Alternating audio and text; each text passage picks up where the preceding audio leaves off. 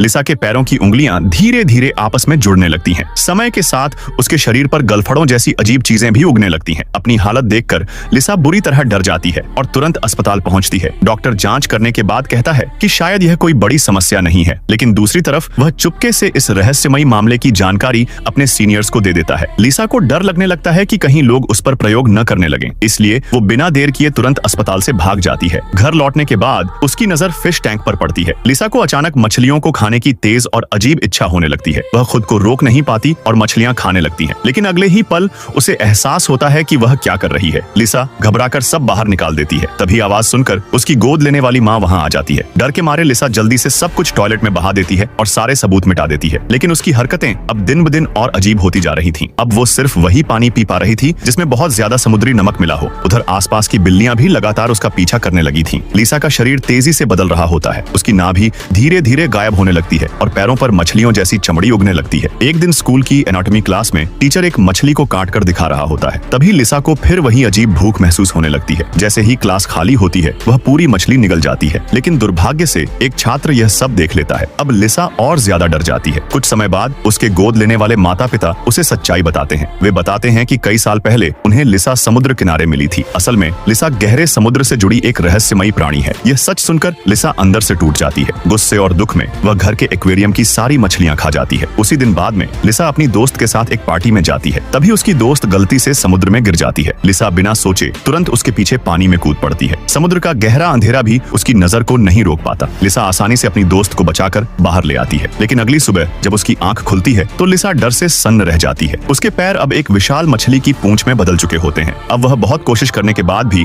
अपने शरीर को सामान्य नहीं बना पाती। थक कर लिसा धीरे धीरे बाथटब की तरफ रेंगती है। जैसे ही उसका शरीर पानी को छूता है उसे पहली बार सुकून महसूस होता है। अब लिसा को समझ आ जाता है कि वह इंसानों की दुनिया में ज्यादा समय तक नहीं रह सकती। लिसा अपनी दोस्त को फोन करती है। जब उसकी दोस्त वहां पहुंचती है तो वह भी यह सब देखकर हैरान रह जाती है। लेकिन वह लिसा को किसी राक्षस की तरह नहीं देखती, बल्कि उसका साथ देती है और उसे कार में बैठाकर समुद्र किनारे ले जाती है। वहां पहुंचकर लिसा अपने गोद लेने वाले माता पिता को आखिरी बार अलविदा कहती है। फिर वह अपनी दोस्त को गले लगाती है और धीरे धीरे समुद्र की गहराइयों में चली जाती है।